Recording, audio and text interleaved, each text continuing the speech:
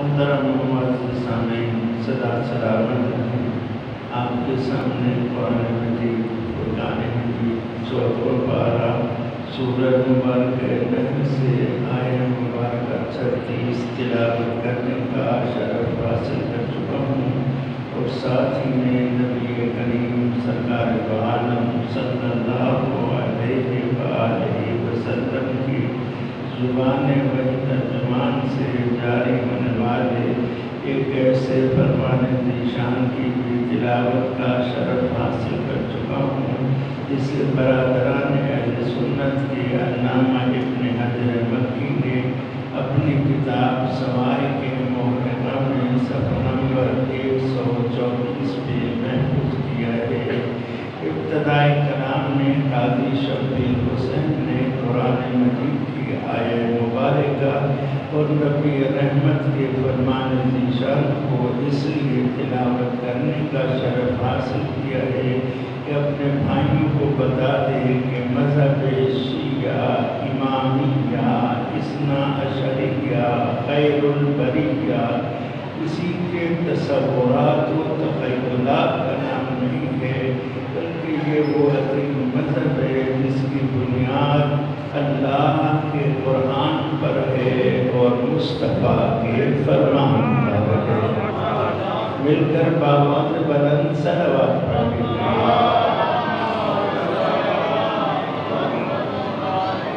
حکیم لم یزل ولا یزال پروردگار اپنی لالہ اور مقدس کتاب میں ارشاد فرما رہا ہے، وَلَقَدْ بَعَثْنَا فِي كُلِّ أُمَّةٍ رَسُولًا، بتحقیق ہم نے ہر امت کی طرف رسول بھیجا، اور ہماری طرف سے آنے والے ہر رسول کا 2 نکاتی تبلیغی پروگرام تھا۔ ان میں سے پہلا نقطہ ان اعبدوا اللہ، اللہ کی عبادت کرو، واجتنبوا الطاغوت، اور طاغوت سے اجتناب کرو۔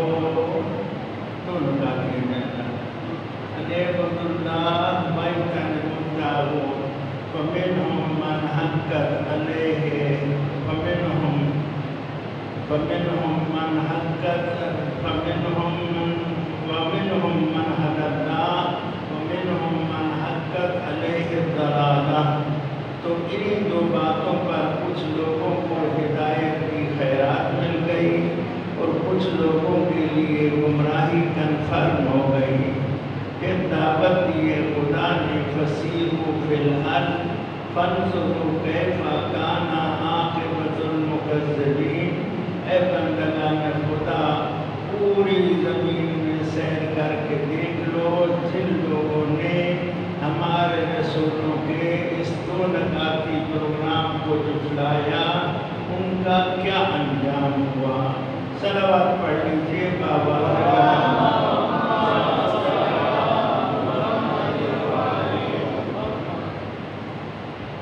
313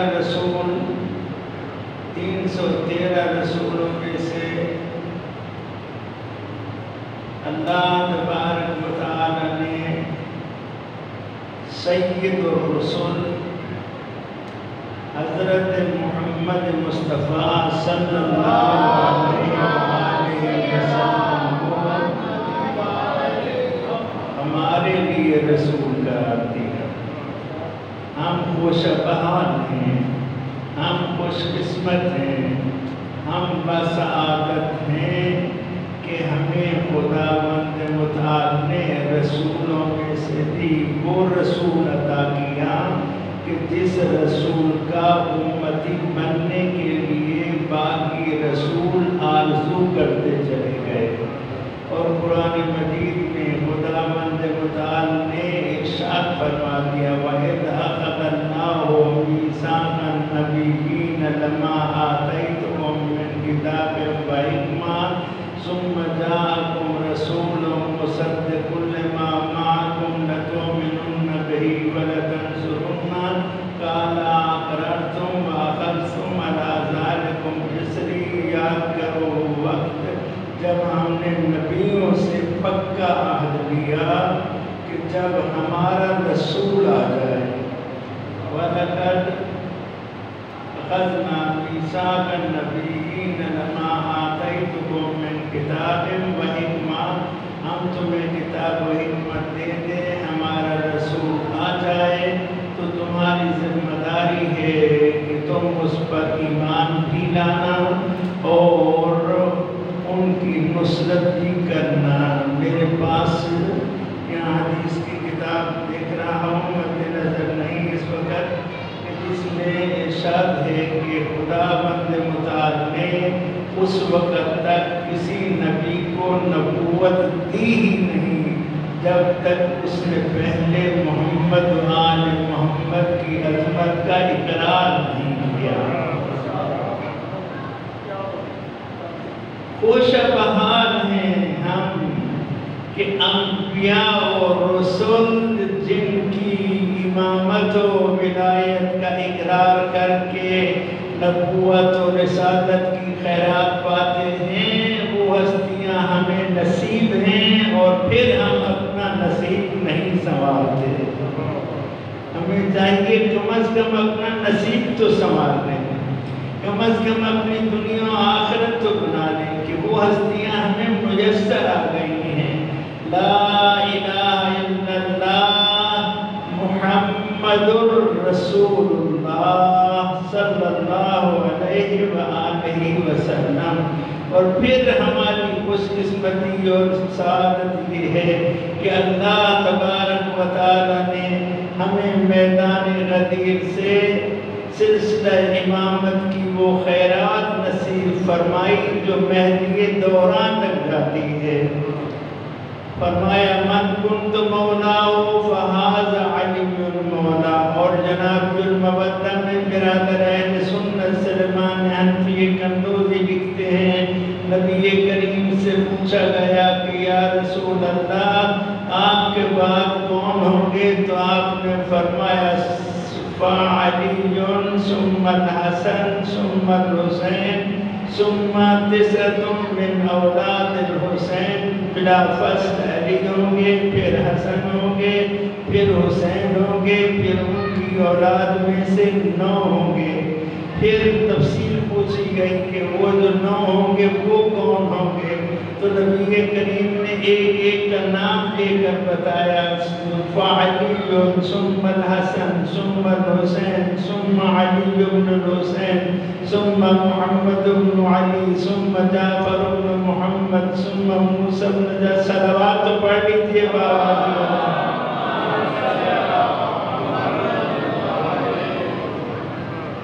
جناب المودہ میں برادر اہل سنت سلمان حنفی قندوزی لکھتے ہیں کہ نبی کریم سے پوچھا گیا ان سب کی شان کیا ہوگی، ان کا مقام کیا ہوگا؟ تو آپ نے فرمایا اولنا محمد، آخرنا محمد، اوسطنا محمد، بل کلنا محمد۔ ان کا مقام پوچھتے ہو، ان کی شان پوچھتے ہو، تو یہ سیرت محمد کی مختلف صورتیں ہیں۔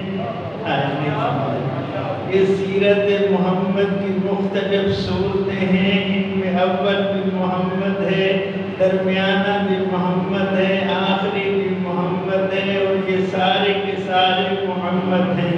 جب ہم نے اپنے بھائیوں کو یہ حدیث سنائی تو بھائیوں نے اعتراض کر دیا کہ اگر یہ سارے محمد ہیں تو ان میں سے کسی کا نام علی کیوں ہے، کسی کا نام حسن کیوں ہے، کسی کا نام حسین کیوں ہے، کسی کا نام سید سجاد کیوں ہے، کسی کو باقر ابن نبیین کیوں کہتے ہو، کسی کو جعفر بن صادق کیوں کہتے ہو؟ تو ہم نے انہیں جواب دیا کہ دوستو ان کا تعلق قرآن سے ہے۔ مولا علی اصول کافی میں فرماتے ہیں ان اللہ تعالی جعلنا مع القرآن وجعل القرآن معنا۔ اللہ تبارک و تعالی نے ہمیں قرآن کا ساتھی بنایا ہے اور قرآن کو ہمارا ساتھی بنایا ہے۔ تو آؤ ہم قرآن سے فیصلہ لے لیتے ہیں۔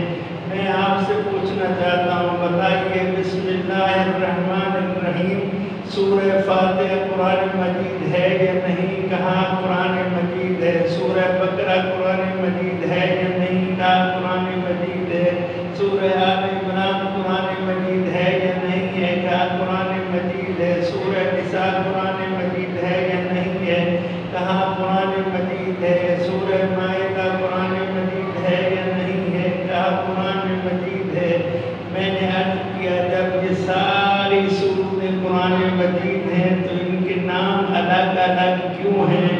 تو انہوں نے کہا اصل میں ہر سورت میں کوئی نہ کوئی الگ واقعہ تھا جس کی وجہ سے اس سورت کا نام پڑ گیا۔ حقیقت میں یہ سارے قرآن ہیں تو ہم عرض کیے دیتے ہیں کہ ساری سیرتیں سید الانبیاء کی ہیں، لیکن کہیں بلندی آئی تو نام علی پڑ گیا، کہیں حسن میں نکھار آیا تو نام حسن پڑ گیا، کہیں اتنے حسین ٹھہرے کہ حسین بن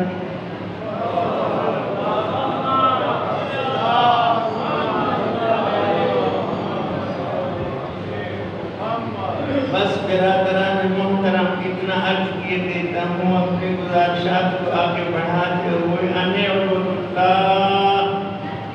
اللہ کی عبادت کرو۔ سادہ سی بات ہے، واجتنب الطاغوت اور طاغوت سے اجتناب کرو، اللہ کی عبادت کرو، طاغوت سے اجتناب کرو۔ اللہ کی عبادت کرو کیا مقصد؟ اللہ کے لیے 2 رکعت نماز پڑھو، اللہ کے لیے ماہ رمضان کے روزے رکھو، اللہ کے لیے حج کرو، اللہ کے لیے زکوٰۃ دو، اللہ کے لیے لیکن اس سے بڑھ کر جو مفہوم عبادت ہے جسے مفسرین نے بیان کیا، محدثین نے ذکر کیا، وہ یہ ہے کہ اصل میں اللہ کی عبادت کرو، یعنی اللہ کا حکم مانو کہ بس اللہ کے سوا کسی اور کو حکم کرنے کا حق نہیں ہے۔ حیران نہیں، لا الہ الا اللہ، اللہ کے سوا کوئی معبود نہیں۔ اصل میں اس کا مفہوم یہ ہے کہ اللہ کے علاوہ کسی اور کو حکم کرنے کا حق نہیں ہے۔ محمد الرسول اللہ بھی اگر کچھ ارشاد فرمائیں گے تو وہ بھی حکم خدا کو مد نظر رکھتے ہوئے وَمَن يُطِعِ الرَّسُولَ فَقَدْ أَطَاعَ اللَّهَ، ہم رسول کا کہنا بھی اللہ کا کہنا سمجھ کر مانیں گے۔ اور سید الانبیاء بھی کہیں حضرت حیدر کا قصیدہ پڑھتے ہوئے یہ فرماتے ہیں یا علی انت منی کنفسی، یا علی آپ کی شان میرے نزدیک ایسے ہے جیسے میں خود ہوں، طاعتک طاعتی و معصیتک معصیتی، تیری اطاعت میری اطاعت ہے، تیری نافرمانی میری نافرمانی ہے۔ تو اب ہم حضرت علی ابن ابی طالب کا کہنا بھی مانیں گے تو اس لیے کہ علی کا کہنا مصطفیٰ کا کہنا ہے اور مصطفیٰ کا کہنا خود خدا کا کہنا ہے۔ تو اصل میں حکم بولو، حکم خدا کا ہے، حکم خدا کا ہے، حکم خدا کا ہے، حکم خدا کا ہے۔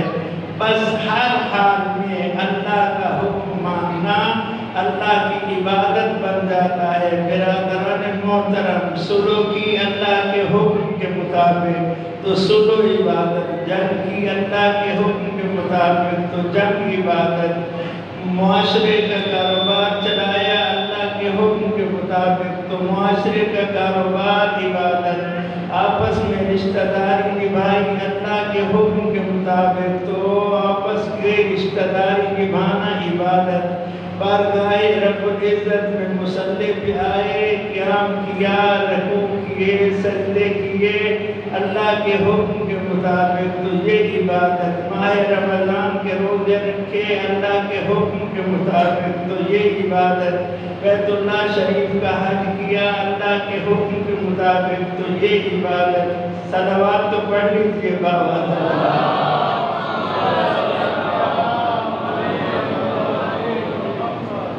لیکن عبادت میں خداوند متعال نے ایک شرط لگا دی ہے، شرط یہ ہے کہ میری عبادت خالص میری عبادت، اس میں ملاوٹ نہیں، اس میں شرک نہیں، خالص میری عبادت کرو گے تو قبول کروں گا، شرک کرو گے تو ملاوٹ والی چیز کہیں اور تو چلا سکتے ہو، میری بارگاہ میں تمہاری ملاوٹ والی چیز نہیں چل سکتی۔ یہ میرے پاس تفسیر برہان ہے، علامہ بہرانی علیہ رحمہ مذہب اہل بیت کے عظیم مفسر ہیں، ان کی تفسیر البرہان کی دوسری جلد ہے، اس دوسری جلد سے میں آپ کو یہ حدیث مبارکہ سنانا چاہتا ہوں کہ نبی کریم صلی اللہ علیہ وآلہ وسلم سے پوچھا گیا، سئلا فمن نجات غداً، کل کس کے لیے نجات ہے، کل کون کامیاب ہو جائے گا، کل کون نجات پائے گا؟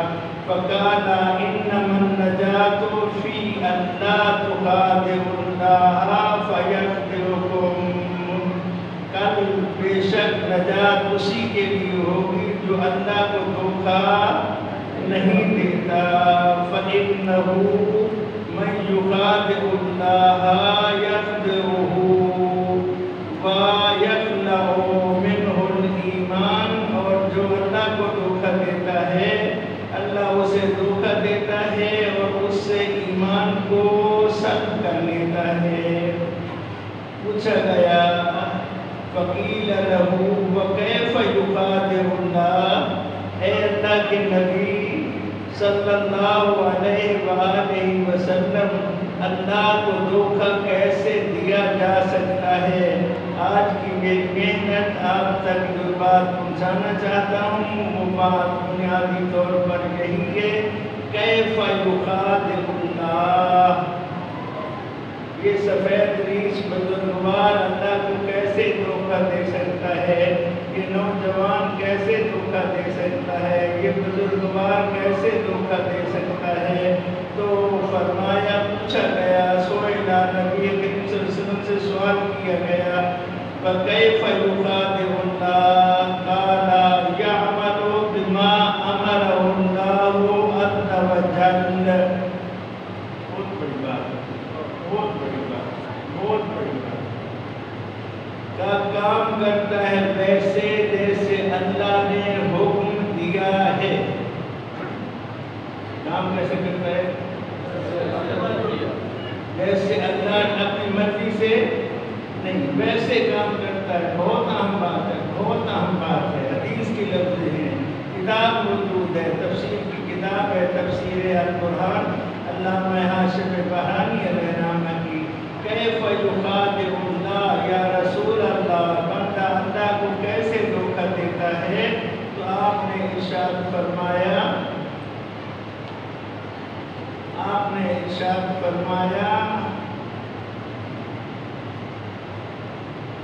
یعمل بما امرہ اللہ عز وجل، عمل ویسے کرتا ہے جیسے اللہ نے حکم دیا ہے، ثم یرید بہ غیرہ، لیکن اس عمل کو سر انجام دینے کے ساتھ ساتھ ارادہ کسی غیر کا کرتا ہے، عمل ویسے کرتا ہے جیسے اللہ نے حکم دیا ہے، ارادہ غیر کا کرتا ہے۔ 2 رکعت نماز صبح ادا کرتا ہوں قربتاً اللہ، اللہ اکبر، 2 رکعت نماز کیسے پڑھ رہا ہے؟ جیسے اللہ نے حکم دیا ہے، قیام ہے، رکوع ہے، 2 سجدے ہیں، پھر قیام ہے، پھر رکوع ہے، پھر 2 سجدے ہیں، پھر تشہد ہے، پھر سلام ہے۔ 2 رکعت نماز ایسے پڑھی ہے جیسے خدا نے حکم دیا ہے، یعمل بما امرہ اللہ، لیکن اس کے ساتھ ارادہ غیر کا کرتا ہے، وہ بھی دیکھ رہا ہے، وہ بھی جان رہا ہے، انہیں بھی پتہ چلتا ہے کہ میں بھی نمازی ہوں، آج مسجد میں بھی آیا ہوں تاکہ ان کو پتہ چل جائے میں بھی نمازی ہوں۔ بھائی کام کیا ہے تم نے اللہ کے حکم کے مطابق، ارادہ کیا ہے کسی دوسرے کا، بات گراں تو نہیں گزر رہی، اگر گراں نہیں گزر رہی تو صلوات پڑھ لیجیے، یہ باتیں آپ نہیں کرتے۔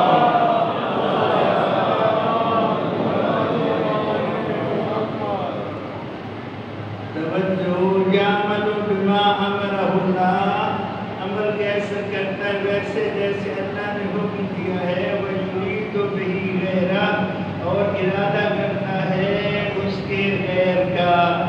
مجلس بنا میں امام حسین علیہ السلام خدا کی رضا کے لیے توجہ، ناراض نہیں ہونا، تمام تر دوستوں کے احترامات کو ملحوظ خاطر رکھتے ہوئے مجلس عزائے سید الشہداء منعقد کی ہے۔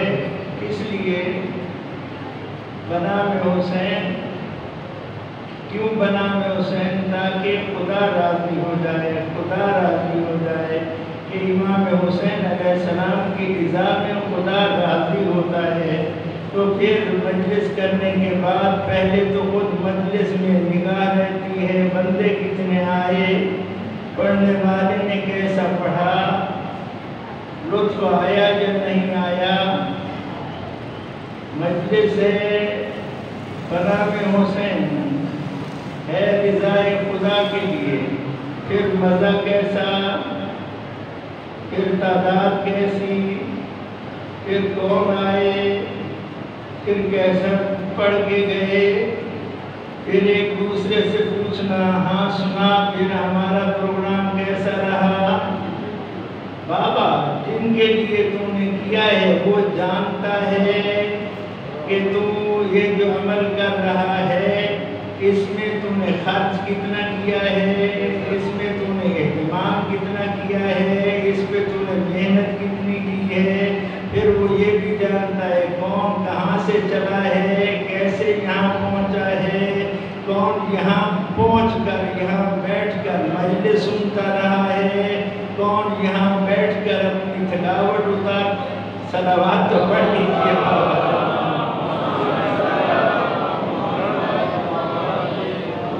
جب وہ جانتا ہے جس کے لیے تم نے یہ سارا عمل کیا ہے تو پھر اپنے عمل کو اسی کے سپرد کر۔ اسی طرح کسی کو نماز شب بہت بڑا اللہ کا انعام ہے، مومنین کی نشانیوں میں سے نشانی ہے، سنت سید الانبیاء ہے نماز شب، جسے نماز تہجد کہتے ہیں۔ نماز تہجد رات کی تاریکی کا معاملہ ہے، رات کی تاریکی میں تو نے اٹھ کر اللہ سے معاملہ کیا ہے، اللہ کی بارگاہ میں راز و نیاز کیے ہیں۔ اس وقت کوئی دیکھنے والا نہ تھا، بس تو تھا اور مسلح تھا اور تیرا خدا، اور تو خدا سے راز و نیاز کیے جا رہا تھا۔ ادھر رات گزری، رات کو تو کسی نے نہیں دیکھا، اب صبح تو ناشتے پہ بیٹھا ہے، دوائی دے رہا ہے اور کہتا ہے اصل میں آج ذرا جلدی اٹھ گیا تھا، نماز تہجد پڑھی ہے الحمدللہ، بس آج جسم ٹوٹ رہا ہے، تھکاوٹ پڑی ہے، نیند آ رہی ہے۔ یہ نیند تو کسے سنا رہا ہے؟ یہ تھکاوٹ سنانے کا مقصد کیا ہے؟ جو سودا تم نے خدا سے اندھیرے میں کیا اس کو سویرے میں برباد کر رہا ہے۔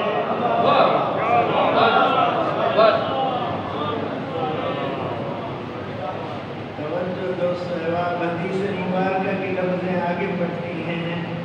فرمایا فاتقوا اللہ فی الریا، ریاکاری میں اللہ سے بچو، ریاکاری نہ کرو، اللہ کے ساتھ ریاکاری نہ کرو۔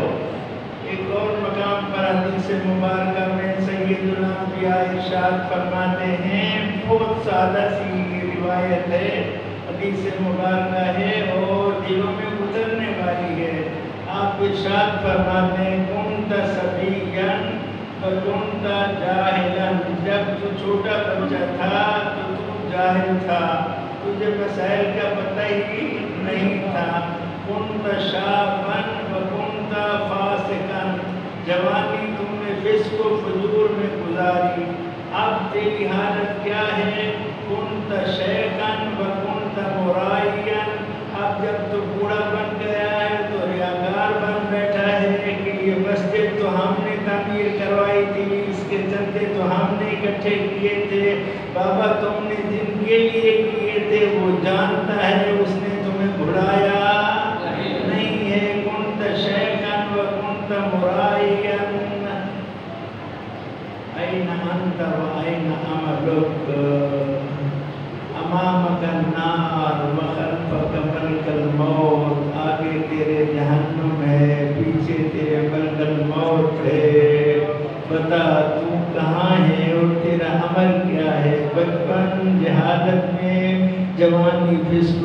فجور میں اور بڑھاپا ریاکاری میں، خوف خدا کر، واتقوا اللہ، اللہ کی نافرمانی سے بچو، پھر ریاکاری کے اعتبار سے پھر فرماتے ہیں فَإِنَّهُ شِرْكٌ بِاللَّهِ۔ توجہ میرے محترم دوستو، حدیث کی لفظیں ہیں ریاکاری، فَإِنَّهُ شِرْكٌ بِاللَّهِ، یہ اللہ کے ساتھ شرک ہے، اللہ کے ساتھ شرک ہے۔ اور ہم جانتے ہیں کہ خدا بند متعال نے فرمایا ان الشرک لظلم عظیم، لظلم عظیم، کسی کو ناجائز قتل کرنا یہ بھی ظلم ہے، کسی کی ناجائز حق کھانا یہ بھی ظلم ہے، بیٹیوں کو ان کے حقوق نہ دینا یہ بھی ظلم ہے۔ خدا فرماتا ہے تم نہیں جانتے، میں جانتا ہوں کہ کون تمہارے حق میں کس قدر بہتر ہے، لہذا میں نے فیصلہ کر دیا ہے لِلذَّكَرِ مِثْلُ حَظِّ الْأُنثَيَيْنِ، دو بیٹیوں کے برابر ایک بیٹے کو حصہ ملے گا، لہذا تم چودھری نہ بن، میرے حکم کا اتباع کر، اور اتباع کرتے ہوئے یہ نہ کہہ دے کہ میں نے بیٹی کی شادی پہ یہ لگا دیا تھا، وہ کر دیا تھا، اتنا خرچہ کر دیا تھا، تجھے کسی نے نہیں کہا کہ تو خرچہ کرنا، یہ کہا ہے کہ تو ان کی نرم دلی سے فائدہ اٹھا کے دیکھنا، ہم تیرے بھائی ہیں، یہ جائیداد ادھر چلی جائے گی، پتہ نہیں وہ کیسے لوگ نکلے، لہذا بھائیوں کو معاف کر دینا۔ خدا فرماتا ہے لِلذَّكَرِ مِثْلُ حَظِّ الْأُنثَيَيْنِ، اپنی بیٹیوں کو ان کے حقوق دیا کرو، جو ان کا حصہ بنتا ہے انہیں ان کا حصہ دو۔ شادی میں خرچوں پہ خرچے کیے جاتے ہو، شیطانی کہنے پر تو نہ معلوم کتنا خرچ کر دیتے ہو، اور رحمانی فیصلے کے سامنے دل کانپتا ہے۔ ذرا اپنی خبر لے لے میرے دوست، صلوات پڑھ لے باواز کرا۔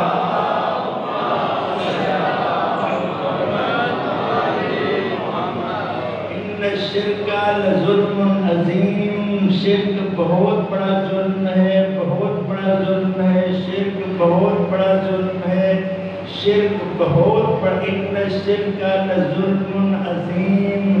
میں آپ سب سے پوچھتا ہوں ظالموں پر خدا کی لعنت ہے یا نہیں ہے؟ اچھا چھوٹے ظالموں پر لعنت ہے اور بڑے ظالم پر، وہ تو بڑا ظالم ہے نہیں۔ ان الشرک لظلم عظیم، جو جہاں جہاں شرک کرتا ہے، خدا کے ساتھ کسی کو شریک ٹھہراتا ہے، وہ اصل میں ظلم عظیم کرتا ہے، اور اس ظلم عظیم پر بخشش نہیں ہے جب تک کہ وہ توبہ کر کے دائرہ ایمان میں پھر سے داخل نہ ہو جائے۔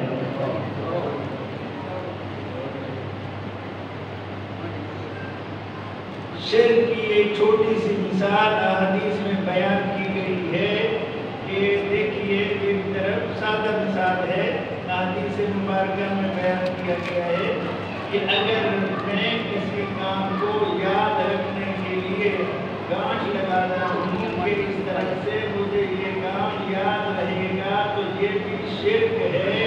اصل میں یاد رکھنا، یاد رکھوانا تو خدا کا کام ہے، تیری اس گانٹھ کا کام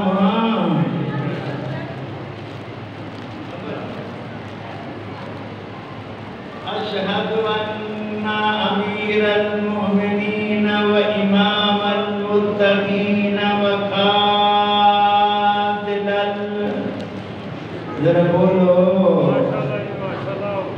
اشہد ان امیر المؤمنین و امام المتقین و قاتل المشرکین علی حیدر کے غلاموں، نام علی جپنے والوں، نام حیدر جپ کر معاشرے میں سر فخر سے بلند کرنے والوں، علی حیدر کرار کی عظمت کا بیان دیتے ہوئے تو نبی کریم نے فرمایا یا علی انت انت امیر المومنین و امام المتقین و قائد الغر المحجلین و قاتل المشرکین یا علی آپ مومنوں کے امیر ہیں، متقیوں کے امام ہیں اور مشرکین کو قتل کرنے والے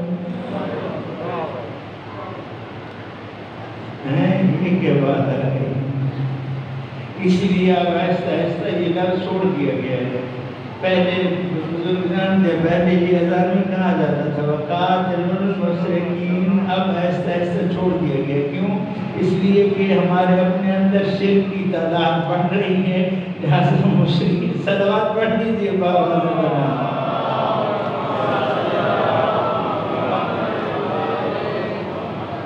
میں 10 بستر دوستو احباب سے التماس کروں گا، برادران محترم توجہ کیجئے، اپنے ہر عمل میں پھر عرض کیے دیتا ہوں، اپنے ہر عمل میں سر انجام دینے سے پہلے یہ دیکھ لیے کرو کہ کہیں یہ میرا عمل شرک تو نہیں ہے، کہیں یہ میرا نظریہ شرک تو نہیں ہے۔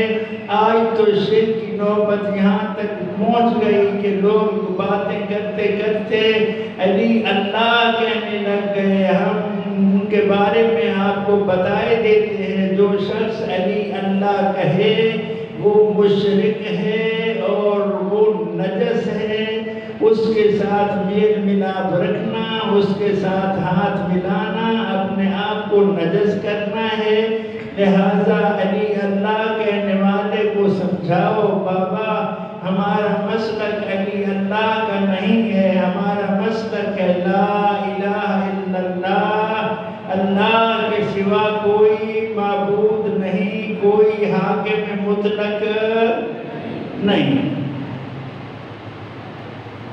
محمد الرسول اللہ، محمد صلی اللہ علیہ وآلہ وسلم بھی اللہ نہیں ہے، اللہ کے رسول ہیں۔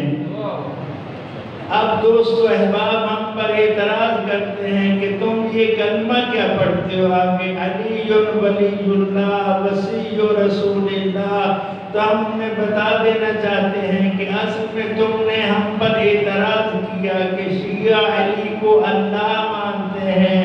ہم نے کہا شیعہ علی کو اللہ نہیں، علی ولی اللہ، ماشاءاللہ جو علی ولی اللہ مانتے ہیں وہ نعرہ حیدری۔ ہمارا عقیدہ ہے علی عقیدہ کیا ہے ہمارا؟ علی اللہ کے ولی ہے، علی اللہ نہیں ہے، اللہ کے ولی ہیں۔ اور پھر کچھ لوگوں نے کہا کہ نہیں، اصل میں شیعوں کا عقیدہ یہ ہے کہ وہ علی کو محمد الرسول اللہ سے بڑھاتے ہیں۔ ہم نے کہا نہیں، یہ بات بھی غلط ہے، علی ولی اللہ وصی رسول اللہ، علی اللہ کا رسول نہیں ہے، اللہ کے رسول کا وصی ہے۔ توجہ فرمائی، جب ہم اتنی کھول کر بات کرتے ہیں تو پھر بھی ناراض ہوتے ہیں، بات نہ کریں تو پھر بھی ناراض ہوتے ہیں۔ اگر اب بھی ناراض ہونا ہے تو آپ کی قسمت ہے، ہم بتاتے ہیں لا الہ الا اللہ محمد الرسول اللہ علی ولی اللہ وصی رسول اللہ وخلیفتہ بلا فصل۔ یہاں پر اعتراض ہے کہ یہ خلیفتہ بلا فصل تو آپ نے غلط کہا۔ اب ایک قرآنی کتاب ہے، اس کا نام ہے ازالۃ الخفاء عن خلافت الخلفاء، شاہ ولی اللہ محدث دہلوی رحمۃ اللہ علیہ کی، اور تازہ کتاب شیخ الاسلام علامہ طاہر القادری کی السیف الجلی علی منکر ولایت علی، اس میں انہوں نے لکھا ہے کہ نبی کریم صلی اللہ علیہ وآلہ وسلم کی بلا فصل خلافتیں 3 تھیں۔ بلا فصل خلافتیں 3 تھیں۔ ایک تھی آپ کی حکومت میں بلا فصل، تو وہ حضرت ابوبکر ہیں کہ جو نبی کریم کے بعد بلا فصل حکمران بنے. ایک ہے فقہی معلومات، مسائل دینی معلومات کے بارے میں، تو وہ سب صحابہ کرام رسول اللہ کے بلا فصل ہیں. تو تیسری خلافت انہوں نے کہا وہ ہے نبی کریم کی روحانی خلافت. تو اس روحانی خلافت میں ازالت الخفان، خلافت الخلفاء شاہ ولی اللہ محدث دہلوی رحمت اللہ علیہ، اور ادھر سے علامہ طاہر القادری، انہوں نے لکھا ہے کہ اس تیسری خلافت کا نام ہے روحانی خلافت. اور اس پوری روحانی خلافت میں جو رسول کے خلیفہ بلا فصل ہیں ان کو علی حیدر کرار کہتے ہیں.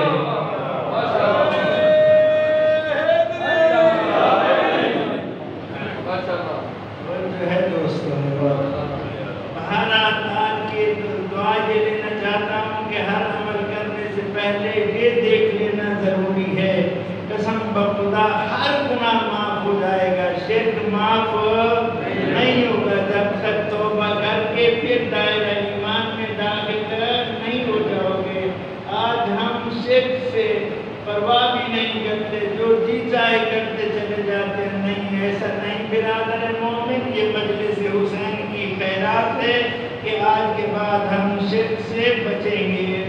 کیوں؟ اس لیے کہ فرمایا فَإِنَّهُ شِرْكٌ بِاللَّهِ عَزَّ وَجَلَّ إِنَّ الْمُرَائِي بے شک ریاکار یوم القیامہ قیامت والے دن ینادی بِأَرْبَعَةِ أَسْمَاءٍ 4 ناموں سے پکارا جائے گا. کتنے ناموں سے پکارا جائے گا؟ ریاکاری شرک ہے اور قیامت والے دن ریاکار 4 ناموں سے پکارا جائے گا. عبادت سمجھ کے پڑھ رہا ہوں، قرآن مجید سر پہ رکھ کے روایت کو دکھانے کے لیے تیار ہوں. ان 4 ناموں میں سے ریاکار مشرک کے لیے کہیں بھی ایک نام مومن نہیں ہے. فرمایا وہ 4 نام کون سے ہیں؟ یا کافرو. میں نہیں کہہ رہا، میری حیثیت نہیں ہے، میں مفتی نہیں ہوں. یا کافرو، یا فاجرو، یا غادرو، یا خاسرو. اے کافر، اے فسق و فجور کرنے والے، اے دھوکہ دینے والے، اے گھاٹا اٹھانے والے، حبطا عملو، تیرا عمل حبط ہو گیا، تیرا عمل حبط ہو گیا، ضبط ہو گیا، حبط ہو گیا. توجہ کریں، ضبط ہو گیا. یہ میری کتاب تھی، یہ اس بھائی نے ضبط کر لی. کتاب ہے، کتاب ہے، توجہ کریں، کتاب ہے تو انہوں نے میری اس کتاب کو ضبط کر لیا. اسے کہتے ہیں ضبط کرنا. اور حبط کرنا کیا ہوتا ہے؟ خود اس کتاب کا وجود کو ہی ختم کر دینا، تسلیم نہ کرنا. تو حدیث مبارکہ کے لفظ ہیں حبط عملک، تیرا عمل برباد ہو گیا. اے کافر، اے فاجر، اے غادر، اے خاسر. اس میں مومن نام نہیں ہے. اگر مومن کہلوانا ہے تو ریاکاری کے شرک سے بچنا پڑے گا. وَبَطَلَ أَجْرُكَ، تیرا اجر باطل ہو گیا. وَلَا خَلَاقَ لَكَ الْيَوْمَ، اور قیامت والے دن تیرا کوئی حصہ نہیں ہے. اور جو سب سے سخت ترین بات ہے وہ یہ ہے فَلْتَمِسْ أَجْرَكَ مِمَّنْ كُنْتَ تَعْمَلُ لَهُ، آج اپنے عمل کا اجر اس سے مانگ جس کے لیے تو نے وہ عمل کیا تھا. اللہ تبارک و تعالی ہمیں شرک جیسی بیماری سے محفوظ فرمائے. اللہ تعالی ہمیں اپنی حقیقی معرفت عنایت فرمائے اور ہم واحدین میں شمار ہوں. قیامت والے دن ہمیں واحدین میں اٹھایا جائے. بس اتنا عرض کیے دیتا ہوں میرے عزیز دوستو. آج 5 محرم گزر گئی ہے. 5 محرم کو کربلا کے میدان میں ایک ہستی تشریف لائی ہے جس ہستی کا نام ناصر حسین حضرت حبیب بن مظاہر تھا۔ حضرت حبیب بن مظاہر کی تشریف آوری کا واقعہ کچھ یوں ہے کہ 2 محرم کو آل محمد کا نورانی قافلہ کربلا کے میدان میں اتر گیا اور ہر طرف سے اشقیاء کے لشکروں پہ لشکر آنے لگے۔ بی بی زینب سلام اللہ علیہا پوچھتی تھی بھیا یہ کون آئے وہ کون آئے؟ امام فرماتے تھے بہنا یہ بھی تیرے بھائی کے قاتل آئے، یہ بھی تیرے بھائی کے قاتل آئے۔ بی بی سنتی رہی 3 محرم کو بھی، 4 محرم کو بھی یہ سنتی رہی کہ بھائی کے قاتل آ رہے ہیں، بھائی کے قاتل آ رہے ہیں۔ تو اس وقت ایک مرتبہ بی بی نے عرض کیا بھیا یہ سب تیرے قاتل آ رہے ہیں، کوئی تیرا چاہنے والا نہیں ہے۔ اس وقت امام علیہ السلام نے فرمایا میرا چاہنے والا تو ہے لیکن کوفہ کے حالات کی وجہ سے وہ نہیں آ پا رہا۔ واہ غربتا واہ مظلومہ۔ بی بی فرماتی ہے بھیا اسے خط لکھ کر ہی منگوا لیجئے۔ اب امام حسین علیہ السلام نے بہنہ کی فرمائش پر خط لکھنا شروع کیا۔ بسم اللہ الرحمن الرحیم۔ جگر تھام لیجئے، پہلی لفظ دل کو ہلا دیتی ہے۔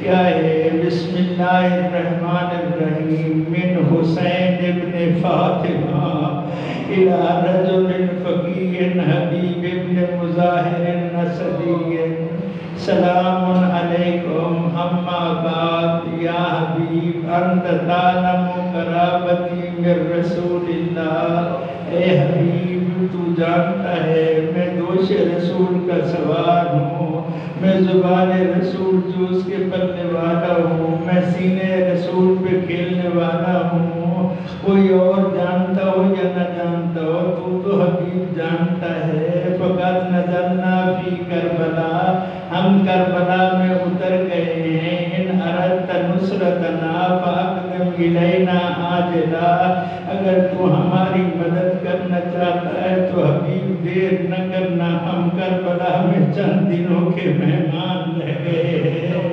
اللہ اکبر۔ خط تمام ہو رہا تھا کہ بی بی زینب سلام اللہ علیہا نے فرمایا بھیا ایک جملہ میری طرف سے بھی لکھ دیجئے، میں نہیں جانتا میرے غیور امام نے کیسے کانپتے ہاتھوں سے یہ جملہ لکھا ہوگا۔ فرماتے ہیں جگر تھام لیجئے، فرماتے ہیں یا حبیب ما جئت وحیدا بکربلا بل زینب بنت ولی معنا۔ اے حبیب میں کربلا میں تنہا نہیں آیا بلکہ علی و بطول کی بیٹیاں بھی میرے ساتھ ہیں۔ خط تمام ہوا، قاصد نے خط لیا، 5 کی رات تھی۔ حبیب دسترخوان پر اپنی بیوی اور بیٹے کے ساتھ کھانا کھا رہا تھا کہ اس عالم میں حبیب کے گلے میں رکما اٹکا۔ کہا قاسم کی ماں دعا کر خیر ہو، حالات بڑے خراب ہیں، گلے میں رکما اٹک رہا ہے کہ اتنے میں دروازے پہ دستک ہوئی۔ اس نے پوچھا من انت علی الباب، اس وقت دروازے پہ آنے والے تو کون ہے؟ آہستہ سے آواز آئی حبیب دروازہ کھول، انا قاصد الحسین، میں تیرے مولا حسین کا قاصد ہوں۔ حبیب تڑپا، دروازہ کھولا، قاصد کو اندر بلایا، خط لیا، خط کے بوسے لیے، خط کھولا، پہلی سطر پہ نظر پڑی، تڑپ کے رہ گیا۔ کہتے قاسم کی ماں میرے مولا کے خطوں والا تھیلا اٹھا کے لے آؤ۔ جب وہ تھیلا اٹھا کے لے آئی تو نہ معلوم کتنے خط حبیب نے کھولے۔ ہر خط کے شروع میں لکھا ہوا تھا من حسین ابن علی، من حسین ابن علی، من حسین ابن علی، اور اس خط پہ لکھا ہوا تھا من حسین ابن فاطمہ۔ کہا مولا اتنی غربت آ گئی ہے، اب بابا کے نام کی جگہ اماں کا نام تحریر کیا جا رہا ہے۔ خط پڑھتے ہوئے آخری سطر پہ نظر پڑی تو ایک مرتبہ تڑپ کے رہ گیا، کہتا ہے قاسم کی ماں ہم اجڑ گئے۔ کہا کیوں؟ کہا مولا تنہا نہیں آئے بلکہ علی و بطول کی وہ بیٹیاں بھی کربلا کے میدان میں مولا کے ساتھ ہیں۔ حبیب نے تیاری کی، 5 محرم کے دن کو حبیب کربلا میں پہنچا۔ بس آخری جملہ اصحاب حسینی میں خوشی کی لہر دوڑ گئی کہ کوئی ناصر حسین آ گیا ہے۔ ادھر بی بی زینب سلام اللہ علیہا نے بی بی فضہ کو بھیجا، اماں فضہ جاؤ دیکھو کون آیا ہے۔ ہائے غربت اولاد زہرا۔ بی بی فضہ واپس پلٹی اور کہا علی و بطول کی بیٹی تیرے بھائی کے بچپن کا ساتھی حبیب آیا ہے۔ یہ سنت آزاد اور بہت درد بھرا جملہ ہے۔ بی بی زینب نے فرمایا اماں فضہ جاؤ حبیب کو کہہ دو تمہیں بہن زینب سلام کہتی ہے۔ یہ جملہ سننا تھا۔ حبیب نے امام اسد سے اتارا، زمین پہ پھینکا، خاک کربلا سر میں ڈالی، مدینہ کی طرف رک کر کے کہا واہ محمد اے محمد الرسول اللہ، آج آپ کی اولاد میں اتنی غربت آ گئی ہے کہ مجھ جیسے غلاموں کو بھی بھائی کہہ کر سلام کیا